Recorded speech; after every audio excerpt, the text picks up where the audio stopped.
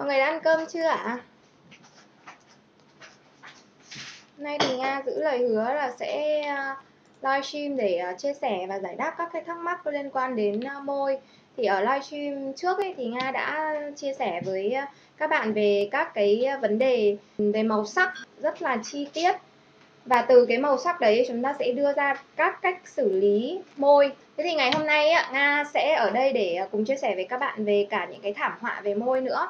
Thì mình nhận thấy rằng sau khi mà Nga có đưa ra cái topic thì Nga cũng đã nhận về được khá là nhiều những cái câu hỏi băn khoăn của các bạn. Và ngoài ra thì Nga cũng có tổng hợp thêm những cái ca gọi là siêu khó. Khi mà chúng ta nhìn vào những cái ca môi đấy chúng ta cảm thấy đầu óc kiểu trống rỗng, không biết là phải giải quyết như thế nào, rất là hoang mang và không biết hỏi ai. Thì ngay cả khi mà các bạn chưa gặp thì Nga sẽ ở đây để đưa ra những cái tình huống môi cực kỳ khó như vậy để có thể chia sẻ với các bạn, và chúng ta sẽ cùng nhau làm nghề thuận lợi hơn để làm sao có thể tạo ra được những cái sản phẩm phun xăm thật là chất lượng, thật là đẹp cho các khách hàng, mang lại sự ưng ý và hài lòng nhất đối với mỗi khách hàng nhé.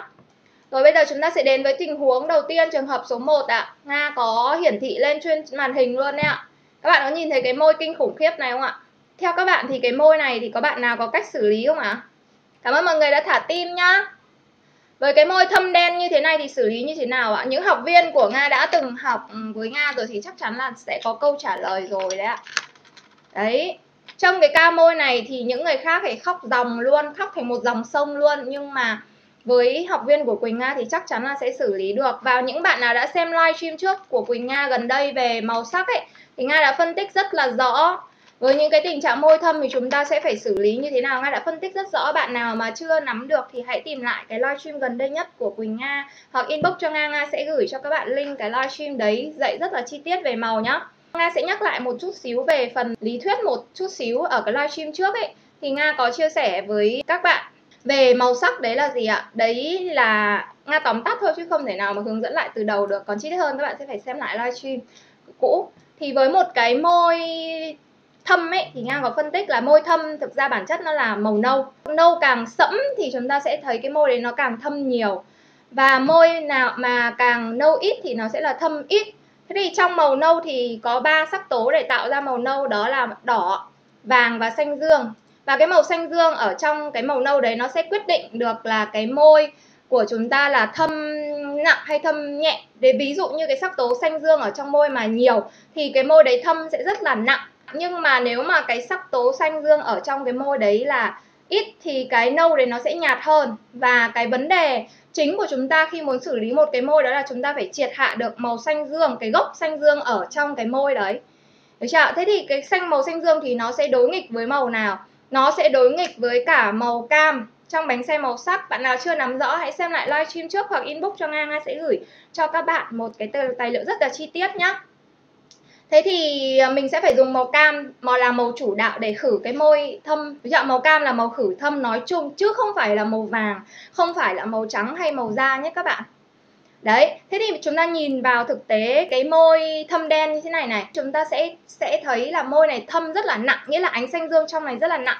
Thì về mặt nguyên tắc thì nếu như các bạn dùng cam, các bạn đưa vào cái môi này thì chắc chắn môi này sẽ đỡ thâm, chắc chắn môi này sẽ giảm thâm rất là tốt, đúng không ạ? Nhưng mà cái màu xanh dương ở trong cái môi này nó quá là nhiều tới nỗi đưa màu cam vào, các bạn có đưa no mực đi chăng nữa nó cũng không hết thâm được.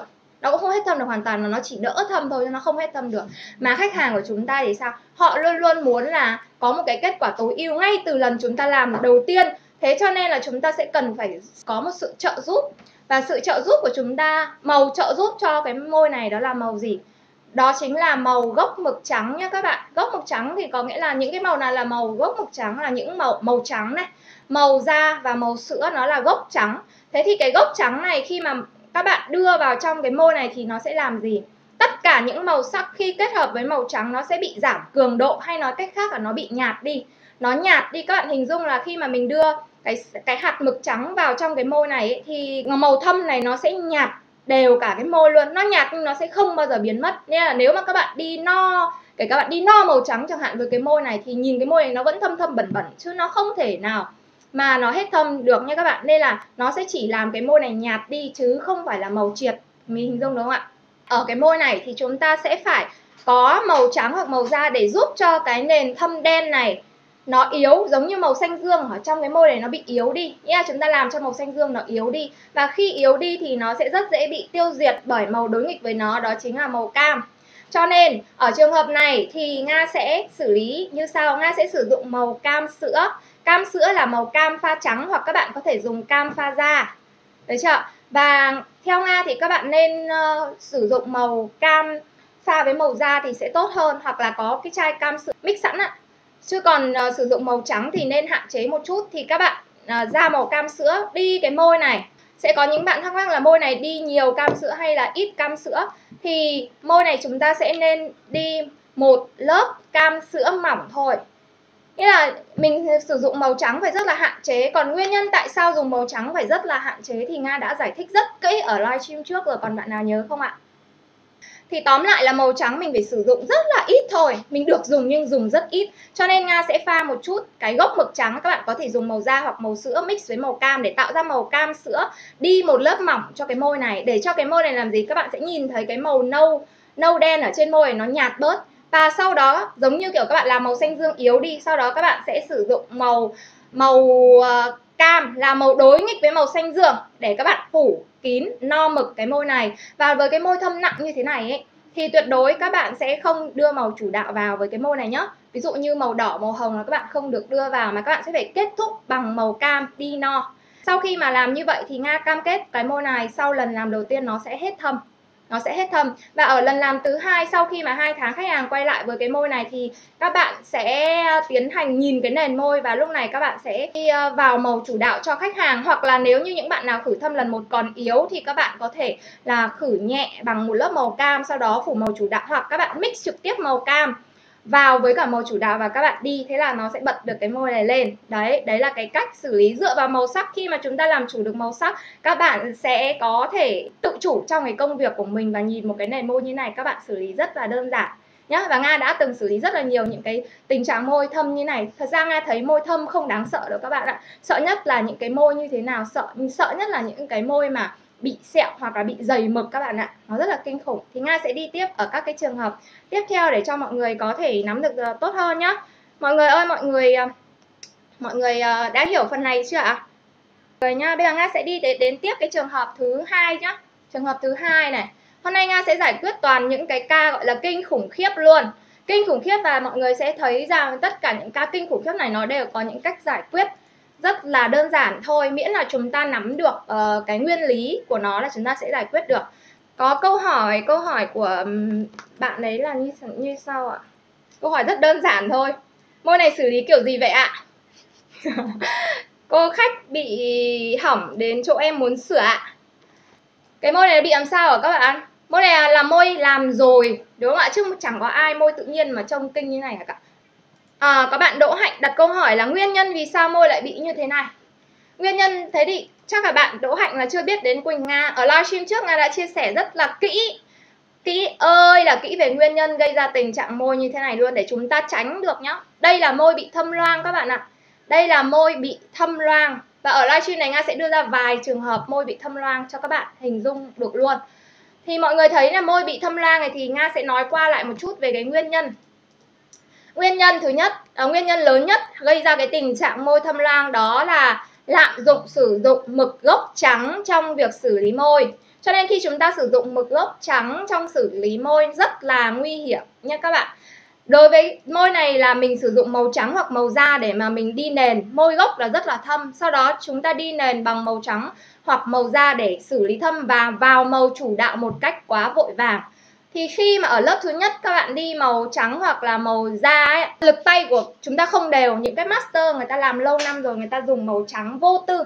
Mình thấy có những anh chị làm nghề phun xăm 20 năm, những master nổi tiếng làm nghề 20 năm rồi, 10 năm, 20 năm thì họ luôn dạy học viên là gì? Là xử lý môi thâm, môi nào cũng thế, không quan trọng là thâm gì, em cứ đi một lớp màu trắng cho chị, sau đó em vào màu chủ đạo. Màu trắng thì đơn giản người ta nghĩ rằng là màu trắng đưa vào là nó xóa luôn. Thế là giống như môi thâm hay là không thâm hay là nền gì không cần biết, xóa ra thành một tờ giấy trắng. Mà là một tờ giấy trắng thì muốn vẽ gì lên đấy cũng được, vẽ ra màu gì tươi cũng được. Nhưng mà những bạn mà mới vào nghề, cái lực tay còn đang rất là yếu. Các master người ta làm lâu rồi, những anh chị làm nghề lâu rồi, tay người ta rất là mềm dẻo, rất là đều thì người ta mới có thể đi được một lớp màu trắng mỏng xương và đều hết cả môi. Nhưng mà chúng ta thì sao? Chúng ta là những người mới ra nghề mà chúng ta lại được dạy theo cái cách như vậy thì thật sự là thảm họa luôn, rất là khủng khiếp luôn. Thì khi mà lực tay không đều thì nó sẽ gây ra cái tình trạng là gì ạ? Những cái màu phần mà môi sáng hơn ở trên cái môi này nó là do màu trắng khi mà phun chỗ đấy nó no quá các bạn ạ. Khi màu trắng hoặc là màu da chỗ đấy nó bị no quá. Thế còn cái phần mà nó màu thâm ấy là nó không ăn màu trắng, hoặc ăn rất là ít, gần như là không ăn màu trắng. Thế là nó còn thâm nguyên. Màu đỏ hoặc nó cộng với màu trắng thì nó sẽ ra cái màu hồng. Ở đây là cái màu hồng sáng, cái phần là màu sáng ấy là nó lên trên một cái nền trắng, ăn nhiều nó sẽ bị như vậy. Thế còn cái màu đỏ mà nó lên một cái nền mà nó bị thâm ấy các bạn, nó sẽ ra cái màu thâm tím như các bạn thấy hình ảnh. Đấy là cái nguyên nhân nhá. Đấy là lực tay không đều mà khi mà lại còn lạm dụng màu trắng nó sẽ bị cái tình trạng như vậy. Rất là kinh khủng. Thế thì với cái trường hợp này thì chúng ta sẽ xử lý môi này như sau. Chúng ta sẽ phải làm sậm cái phần bị loang sáng và phải làm tươi cái phần bị sẫm. Về mặt nguyên tắc là như vậy. Giống như các bạn nhuộm tóc ấy, các bạn sẽ phải đưa cái chân tóc, mình mọc cái chân tóc ra thì mình phải đưa cái chân tóc với nó cùng với cái màu đuôi tóc, sau đó mình phủ lại toàn bộ. Thì môi cũng như vậy. Cái màu loang sáng phải đưa xuống sẫm mà cái màu sẫm phải đưa lên sáng. Thế thì màu sẫm đưa lên sáng thì các bạn sẽ dùng màu gì? Các bạn sẽ dùng màu cam sữa để nó bật lên sáng nhất, dùng cam sữa để đi phải cái phần nâu, phần bị tối màu ấy. Thế còn cái phần mà nó đang bị màu sáng như kia kìa, cái màu loang sáng như thế kia kìa, thì các bạn sẽ tùy theo là cái tông môi đấy nó đang là tông môi gì. Ví dụ như cái môi này là tông môi các bạn thấy nó đang thiên về hồng chẳng hạn, thì các bạn có thể sẽ dùng màu hồng cam đất để các bạn xử lý nhé. Màu hồng cam đất sẽ pha như thế nào ạ? Các bạn dùng màu cam đất thì chúng ta sẽ dùng cam pha một chút xíu da và một tăm bông màu nâu, được chưa? Một tăm bông màu nâu. Còn nếu mà là hồng cam đất thì các bạn cho thêm hồng vào nữa để nó xuống cùng với cả một tông. Còn ví dụ cái nền cả cái môi các bạn thấy nó cứ kiểu cam cam ấy thì mình sẽ dùng tông cam, còn cái môi này là tông hồng thì mình sẽ dùng thêm một chút hồng vào để cho nó cùng với tông.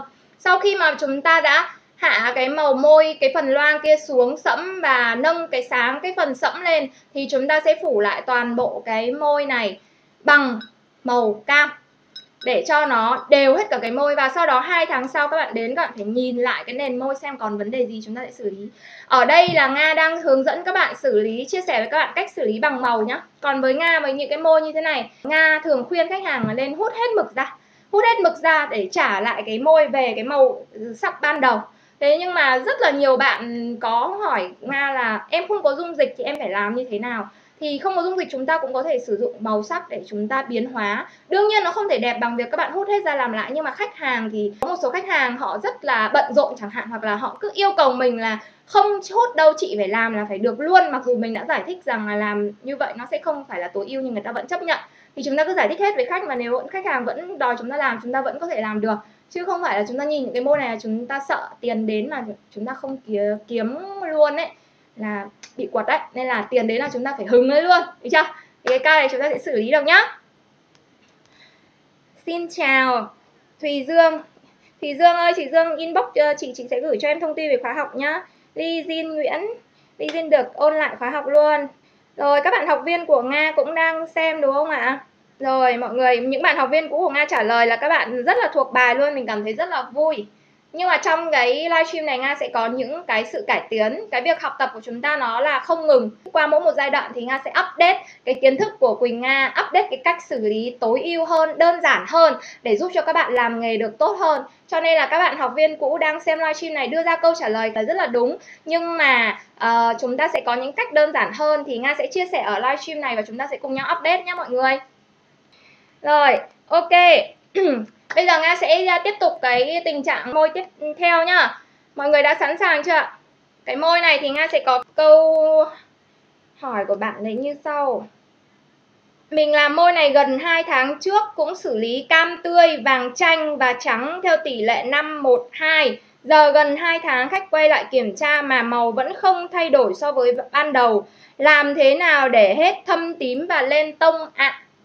Rồi các bạn nhìn cái môi này là môi đã làm xong rồi nhá, sau 2 tháng nhá, môi gốc nó tím như thế này.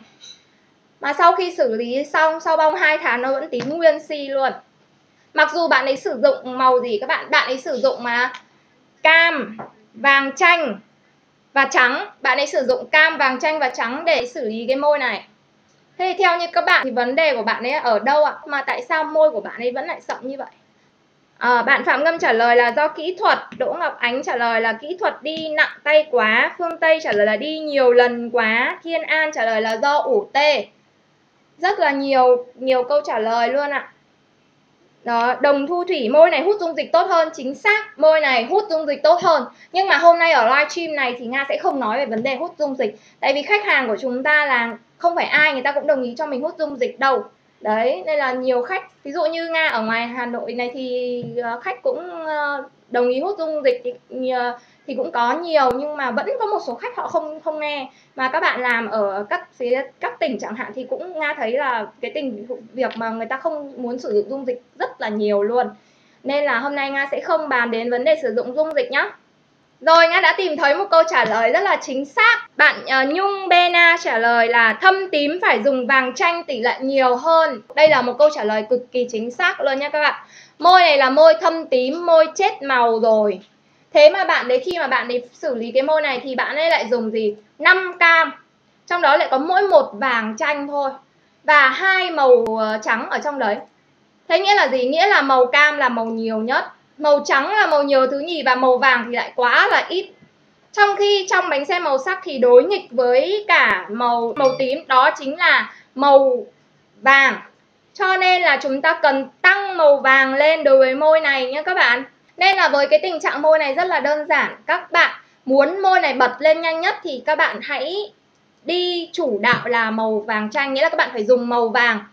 Thật ra vàng hay vàng chanh không quan trọng đâu. Nhiều bạn hỏi là em không có màu vàng em dùng màu vàng chanh được không? Hoặc là em không có vàng chanh em dùng màu vàng được không? Đơn giản màu vàng là được, không cần chanh hay không chanh nhá. Màu vàng bình thường các bạn dùng là đã được rồi. Thì lúc này các bạn sẽ đưa cái màu vàng vào chủ đạo. Các bạn đi trực tiếp màu vàng vào cái môi này luôn. Hoặc là các bạn thấy là đi màu vàng trông nó rất là ghê thì các bạn có thể mix thêm một chút màu cam vào để cho nó đỡ ghê. Và đi xong thì tuyệt đối không phủ bất kỳ màu gì lên nữa. Và chờ 2 tháng sau, lúc này chúng ta đến nhìn thấy cái môi này xong rồi chúng ta sẽ nghĩ tiếp và chúng ta xử lý như thế nào. Chứ còn nếu như các bạn cái môi này các bạn đưa vàng chanh vào quá ít thì nó chỉ sáng lên được một tí thôi, nó không sáng lên hẳn được và nó sẽ vẫn xỉn. Còn lại có trường hợp nữa là gì? Các bạn đưa vàng vào để các bạn xử lý cho nó nâng sáng cho cái môi này lên, nhưng sau đó các bạn lại lấy màu cam đỏ hoặc là đỏ cam, là trong đấy nó có ánh đỏ, mình phủ lên trên một cái môi này thì nó sẽ bị tím lại. Bởi vì sao? Bởi màu tím nó sẽ bị khử bởi màu vàng. Thì khi các bạn đưa vàng vào thì cái tím nó sẽ bị yếu đi. Nhưng mà nó còn đang chưa chết hẳn thì các bạn lại đập màu đỏ vào. Mà màu tím thì gốc của màu tím nó là màu gì? Nó chính là màu đỏ các bạn ạ. Gốc của tím là đỏ. Nên các bạn đưa đỏ vào thì môi nó sẽ bị tím trở lại nha các bạn. Cho nên là các bạn với cái môi đã tím nặng như thế này thì các bạn không nên phủ lại cái màu đỏ hoặc là tông hồng lên, nó sẽ bị tím trở lại rất là nhanh chóng nhá. Mọi người đã hiểu chưa ạ? Mọi người hãy chuẩn bị giấy bút và ghi lại những cái tình huống Nga vừa chia sẻ cho các bạn nhé, để chúng ta không có quên nhé. Và trong quá trình làm nghề thì Nga luôn luôn hướng dẫn học viên của mình rằng là luôn luôn phải ghi chép. Các bạn để phải ghi vào là hôm nay làm là chúng ta gặp cái tình trạng môi như thế nào, chúng ta xử lý bằng cách nào, sử dụng màu gì, và sau đó 2 tháng kết quả nó như thế nào để chúng ta có thể điều chỉnh được nhá. Nên là cái việc ghi chép nó rất là quan trọng với chúng ta muốn là trở thành một master về phun môi. Về phun xăm thẩm mỹ thì chúng ta phải biết rút kinh nghiệm nhá. Đấy, thì khi mà rút kinh nghiệm thì chúng ta mới có thể là làm nghề một cách phát triển được. Chứ còn nếu như mà chúng ta chỉ gặp cái môi nào chúng ta cũng đi hỏi người khác là làm như thế nào, chị ơi làm như thế nào, bạn ơi giúp mình với, cứu mình với, thì đến khi mà Nga rất là bận, đến khi Nga quay vào để Nga có thể cứu bạn đấy thì bạn ấy đã cho khách ra đi luôn rồi. Nên là mọi người hãy ghi chép lại nhá. Ok, có rất là nhiều các câu hỏi, các bạn hãy đặt ra nhiều câu hỏi ở bên dưới nhá. Và Nga sẽ chọn lọc ra những câu hỏi liên quan đến chủ đề mà Nga đang trả lời ở đây. Và đồng thời là những câu hỏi nào mà Nga chưa trả lời được cho các bạn thì các bạn có thể inbox Quỳnh Nga sẽ trả lời hết tất cả cho tất cả mọi người. Nga không phải là người rảnh rỗi nhưng mà Nga là người giữ lời hứa nhá. Những bạn nào có inbox hỏi Nga đều sẽ trả lời hết nhá các bạn. Rồi rất là nhiều các câu hỏi luôn. Em từng gặp rồi mà không dám nhận vì sợ quá.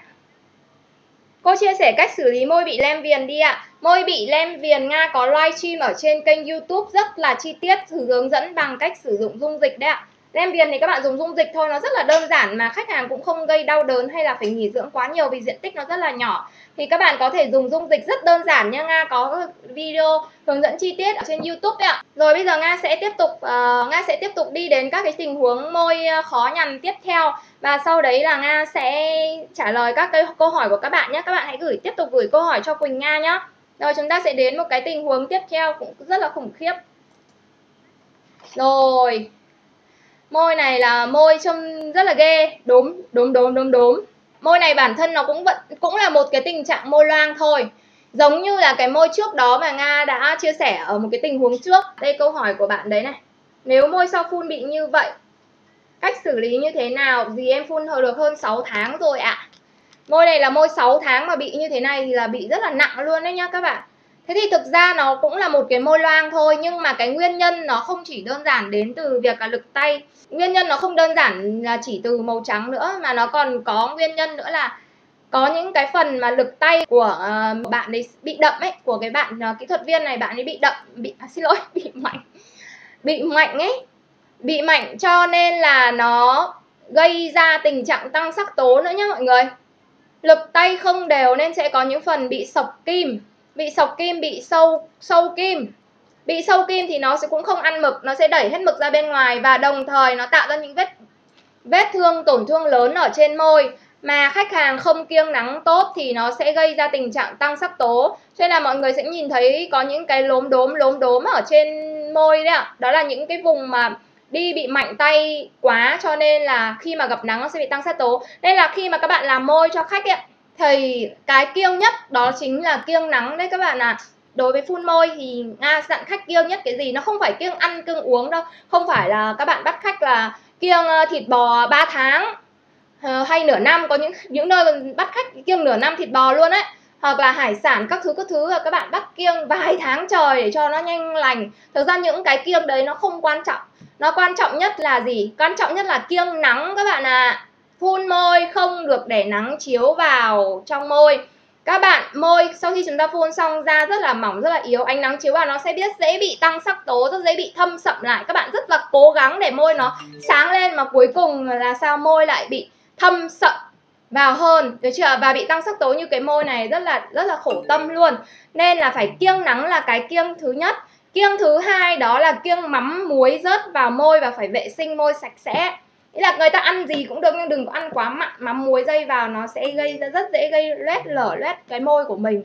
Thì kiêng chủ yếu là như thế thôi. Còn thực ra khách của Nga thì ăn hải sản, ăn thịt bò, muốn ăn gì thì ăn thoải mái, nhưng kiêng nhất hai cái đấy là được. Cho tới khi nào nắng thì kiêng càng lâu càng tốt. Còn kiêng đồ mặn rồi các thứ thì chỉ kiêng khoảng 2-3 ngày, lúc mà môi mình chưa bong, lại đến khi nó bong và nó bắt đầu ổn định hơn rồi thì bắt đầu mình có thể lại nhẹ nhàng lại, bắt đầu dần được như bình thường nhá. Có một số bạn hỏi về Nga về cái khóa học phun xăm thì Nga cũng chia sẻ luôn là chuyện đương nhiên là Nga sẽ có các cái lớp học về môi nói riêng và phun xăm thẩm mỹ nói chung, và tất cả những kiến thức mà Nga đang chia sẻ ở đây là chia sẻ public, free cho tất cả mọi người, thì đương nhiên là học viên của Nga cũng sẽ đều được học những cái này rồi ạ. Và đây là bản trailer thôi, các bạn học viên sẽ được học kỹ hơn nhá.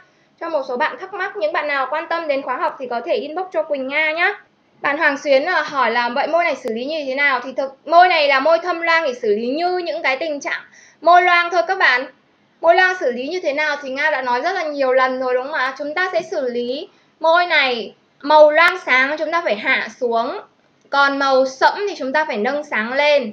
Những cái phần màu sẫm thì chúng ta sẽ nâng sáng lên bằng màu cam sữa, còn những cái phần mà màu bị hồng như thế kia, hồng sáng, phần loang sáng thì chúng ta phải hạ màu xuống. Thì các bạn có thể sử dụng màu cam đất hoặc là hồng cam đất nhá. Thì chúng ta sẽ pha là gì? Màu cam pha với cả một giọt màu da và một tăm bông màu nâu đỏ, mình ngoáy lên. Và sau đấy là mình sẽ đưa lên trên cái nền môi, làm sao mình thấy cái màu nó sẫm hơn khá là nhiều so với là cái phần bị loang sáng. Thì chúng ta sẽ đưa vào môi, nó sẽ phải sẫm hơn cái phần màu bị loang sáng nhưng mà lại sáng hơn cái phần màu bị thâm sậm nhé các bạn. Được chưa? Còn cái phần thâm sậm thì các bạn sẽ dùng màu cam sữa, các bạn đi cho nó sáng lên để đều màu hơn, và sau đó chúng ta sẽ phủ lại toàn bộ bằng màu cam tươi. Và 2 tháng sau khách quay lại kiểm tra thì chúng ta sẽ xem là cái tình trạng môi đó màu sắc như thế nào, chúng ta sẽ xử lý tiếp nha. Bạn Vi Nguyễn có hỏi là mình đi màu mực tối trước hay màu mực sáng trước? Em đi màu nào trước cũng được nha. Ok, chúng ta sẽ tiếp tục với một tình huống nữa nha, rất là thường gặp luôn ạ. Bạn Linh Khánh có hỏi, bạn này là bạn comment trực tiếp vào cái bài post của Quỳnh Nga đấy ạ. Chị cho em hỏi môi này em làm được gần 2 tuần, tại sao em làm màu đỏ cam lại ra màu hồng? Đây là khách gửi nên hơi tối một chút. Ở câu hỏi này của bạn thì Nga sẽ phân tích các cái yếu tố. Thứ nhất là đây là ảnh khách gửi có thể hơi tối. Câu này là sai sai rồi đấy. Các bạn sẽ không thể nhận định được một cái môi nếu như mà ảnh đấy nó bị tối. Các bạn phải yêu cầu khách hàng, nếu mà khách hàng đến trực tiếp thì tốt, còn nếu khách hàng không tới trực tiếp được thì các bạn phải yêu cầu khách hàng là gì ạ? Chụp dưới ánh sáng tự nhiên. Ánh sáng tự nhiên là gì? Khách hàng đứng gần cửa sổ đây. Ánh sáng hắt trực tiếp vào cái sản phẩm. Ánh sáng tự nhiên là ánh sáng trời nhá, và chụp bằng camera sau. Đó là cái yêu cầu thứ nhất để chúng ta mới nhận định được. Chứ còn nếu mà ảnh mà tối chúng ta sẽ không thể nhận định được một cái gì hết, nó bị sai màu hết. Đúng chưa? Và mình sợ nhất là khách hàng mà dùng máy Oppo gửi ảnh cho mình là mình sợ lắm. Chụp bằng iPhone là tốt nhất. Thứ hai nữa là cái gì? Cái môi này là mới làm được gần 2 tuần. Gần 2 tuần thì các bạn cũng không thể nhìn được, không thể nhận định được cái màu sắc cuối cùng của môi. Bản thân các bạn đừng có sốt ruột. Khách hàng mới bong thì đừng có sốt ruột, mà khách hàng phải để cho cái màu của khách hàng ổn định sau 2 tháng các bạn mới nhìn được cái màu cuối cùng của khách. Vì cơ địa mỗi người một khác nên nó sẽ lên màu nhanh chậm tùy từng trường hợp, tùy từng khách hàng. Có khách hàng lên luôn, lên ngay, lên rất là sớm, nhưng có những khách hàng phải 2 tháng nó mới lên, còn trước đó là rất là thâm chẳng hạn. Nên là cái môi này phải chụp đúng hướng sáng, và thứ hai là phải sau 2 tháng chúng ta mới đi đến cái kết luận nhá. Đấy là cái thứ nhất. Thế còn trường hợp thứ hai là gì? Giả dụ như môi này sau 2 tháng rồi, sau 2 tháng rồi đấy, hết cái thời gian chờ đợi của chúng ta rồi mà nó bị sậm màu. Và giả dụ như đây là ảnh chụp đúng hướng sáng và đã sau 2 tháng rồi, môi bị sậm như thế này, thì nguyên nhân là tại làm sao và cách xử lý như thế nào ạ? Linh Phạm trả lời là xử lý nền chưa ok, xử lý thâm chưa hết. Bích Lân Đoàn trả lời là tại mực. Rất là nhiều câu trả lời được đưa ra. Câu trả lời thứ nhất đó chính là do lớp nền chưa ok. Chính xác, đây là cái nguyên nhân chính. Nguyên nhân chính do cái lớp nền của mình chưa ok.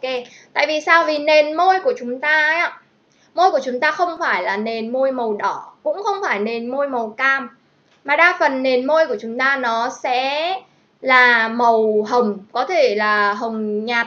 Nếu mà môi không thâm thì nó sẽ là màu hồng, còn nếu mà môi bị thâm thì nó có thể là màu nâu gì đấy chẳng hạn, hoặc là nó màu tím gì đấy, có cái độ sậm ở trong đấy. Thì nếu mà một cái nền môi sậm, đầu tiên này, một cái nền môi sậm thì không thể, nếu như không xử lý tốt thì không thể lên được với một cái màu tươi. Chúng ta phải nhận định với nhau như thế đã, là cái thứ nhất, được chưa? Thứ hai là kể cả một cái nền môi mà không có bị thâm, nếu môi không thâm thì môi của chúng ta nó cũng không phải là màu đỏ các bạn ạ, nó sẽ là nền, nó sẽ là màu hồng.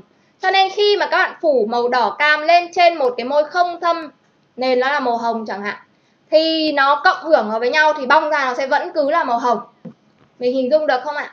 Cho nên là mình muốn cái môi này lên màu đỏ cam thì mình phải xử lý cái nền nó có độ sáng trước đã, thiên về ánh cam trước đã. Có thể là chúng ta sẽ phải đi môi một lớp nền màu cam trước cho môi nó sáng lên và có độ tươi. Sau đó các bạn đi màu đỏ cam, thì đi màu đỏ cam các bạn phải đi thật là no mực thì nó mới lên chuẩn màu. Giống như khi chúng ta đánh son nhé, rõ ràng son của các bạn là màu này, nhưng các bạn đánh một lớp màu thôi thì nó ra một màu, các bạn đánh 2 lớp nó ra một màu, các bạn đánh 3 lớp nó mới ra cái màu giống như là cái màu thỏi son của các bạn. Được chưa? Nên các bạn muốn chuẩn màu các bạn phải đi thật no thì mới được.